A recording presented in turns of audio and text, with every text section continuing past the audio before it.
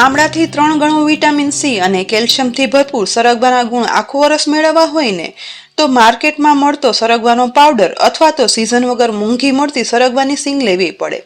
વર્ષભર સરગવાનો powder બનાવી અને સાચવવાની રીતનો વિડીયો મેં મૂકેલો છે, તો જરૂરથી જોઈ લેજો।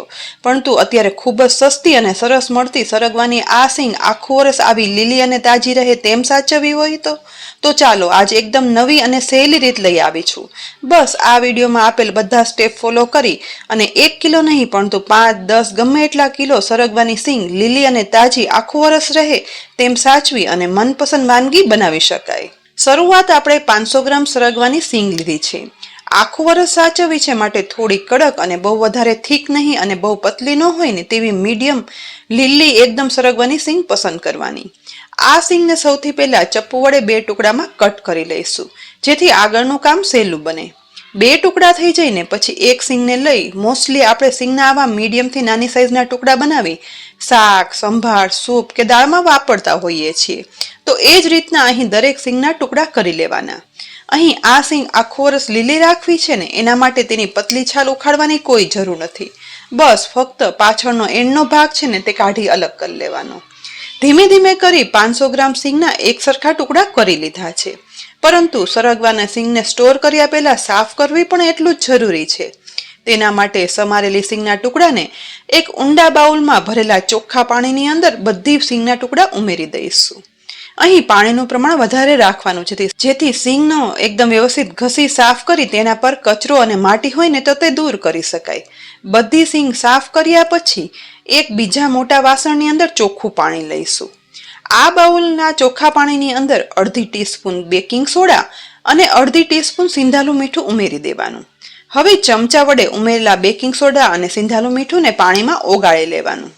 બંને પાણીમાં મિક્સ થઈ ગયા પછી આ સમયે સાદા પાણીમાં ચોખ્ખી કરેલી સરગવાની સિંગના ટુકડા છે ને તેને આ પાણીમાંથી નિતારી અને બેકિંગ સોડા અને મીઠાવાળા પાણીમાં ઉમેરી દેવાના છે। આ જ રીતે ધીમે ધીમે કરી બધી સિંગના ટુકડા છે ને તે આ બેકિંગ સોડાવાળા પાણીમાં ઉમેરી દીધા પછી એ જ બાઉલની અંદર વ્યવસ્થિત ડુબાડી દેવાના। ઉપરથી થોડું એવું પાણી પણ ઉમેરી દઈશું, જેથી સિંગના બધા ટુકડા છે ને તે પાણીમાં ડૂબી જાય। બેકિંગ સોડા અને સિંધાલું મીઠું વાળું પાણીમાં આ સરગવાના ટુકડા 15 થી 20 મિનિટ રાખવાના છે, જેથી તેમાં રહેલા જમ્સ દૂર થાય અને આ બંને વસ્તુઓ સરગવાની સિંગને હાર્મફુલ ના થતા પ્રિઝર્વેટિવનું કામ કરશે, જેથી સરગવો લાંબો સમય સુધી લીલો અને તાજો આવો જ જળવાઈ રહેશે। અહીં 15 મિનિટ પછી બેકિંગ સોડા અને મીઠાવાળા પાણીમાં રાખેલ સિંગના ટુકડા છે ને તે એવા જ લીલા અને તાજા છે, તો આ ટુકડાને પાણીમાંથી નિતારી અને બહાર કાઢી એક ચોખ્ખા કિચન નેપકિન પર ફેલાવી અને રાખી દઈશું। આ રીતે બધા સરગવાના સિંગના ટુકડાને ફેલાવી દીધા છે। લગભગ 10 થી 15 મિનિટ પંખા નીચે આ સિંગના ટુકડાને કોરા કરવા રાખી દેવાના। સરગવાના ટુકડા ઉપરથી કોરા થઈ જાય અને સાઈડમાં પણ પાણી ના રહે, અને આખું વર્ષ લીલી તાજી સરગવાના સિંગના ટુકડા રાખવા માટે આ સ્ટેપ કરવું ખૂબ જરૂરી છે। પણ હા, વધારે સમય કોરા નહીં કરવાના। માત્ર 15 મિનિટ પછી અહીં જોઈ શકાય છે કે સરગવાની સિંગના ટુકડા છે ને તે કોરા થઈ ગયા છે। આવા કોરા થયેલા સરગવાની સિંગના ટુકડાને સ્ટોર કરવા માટે હું અહીં તમને 2 ઓપ્શન બતાવીશ। પહેલું મેં અહીં ઝીપર બેગ લીધી છે, જે માર્કેટમાં સહેલાઈથી મળી જાય છે। સરગવાની સિંગના ટુકડાને ઝીપર બેગમાં પણ સ્ટોર કરી શકાય છે, પરંતુ સરગવાની સિંગના ટુકડા સ્ટોર કરવા માટે પ્લાસ્ટિકનું કન્ટેનર વધારે સારું રહેશે। શા માટે વધારે સારું એ હું તમને આગળ બતાવું। અહીં આજે આપણે આ કન્ટેનરની અંદર કોરી થયેલી આ ગ્રીન સરગવાની સિંગ છે ને તેના ટુકડા ઊભા વ્યવસ્થિત એક સરખા બોક્સની અંદર ગોઠવી દઈશું, જેથી દરેક સિંગના ટુકડા કટ કરી લો અને ખુલ્લો ભાગ છે ને તે એક જ દિશામાં રહે અને એકબીજાની આગળ પાછળ રહે।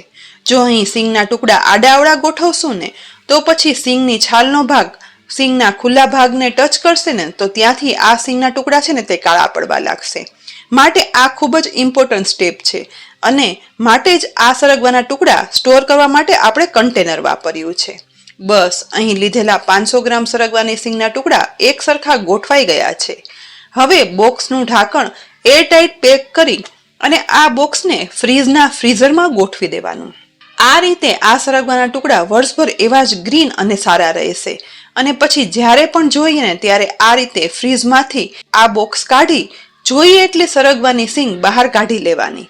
અને આ સરગવાની સિંગ ફ્રીઝરમાં રાખેલી હોવાથી ઉપયોગ કરીએ ને એ પહેલા પાણીમાં થોડીવાર માટે તેને રાખી દેવાની, જેથી સિંગ છે ને તે નોર્મલ રૂમ ટેમ્પરેચર પર આવી જાય. એ પછી તેનો દાળ શાક જેમાં પણ ઉપયોગ કરવો હોય ને તે કરી શકાય છે. આનો સ્વાદ પણ આપણે તાજી સિંગ લઈએ તેટલો સરસ આવશે અને સાથે શાક દાળમાં સિંગનો ગ્રીન કલર એવો જ સરસ રહેશે. તો ફ્રેન્ડ, સરગવાની સિંગ 12 માસ લીલી તાજી રહે ને તેની સ્ટેપ બાય સ્ટેપ ઉપયોગી રીત બતાવી.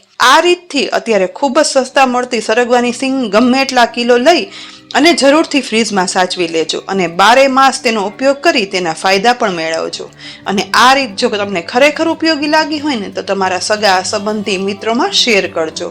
સાથે જ આવી અનેક ઉપયોગી રીત જોવા માટે અમારી ચેનલ જરૂરથી સબસ્ક્રાઇબ કરી લેજો અને અમારા ફેસબુક પેજને લાઇક કરી અને ફોલો કરજો, જેથી આવી અનેક ઉપયોગી રેસીપીના અપડેટ્સ તમને તુરંત જ મળે. આવતીકાલે ફરી મળશું નવી રેસીપી સાથે. ત્યાં સુધી આવજો.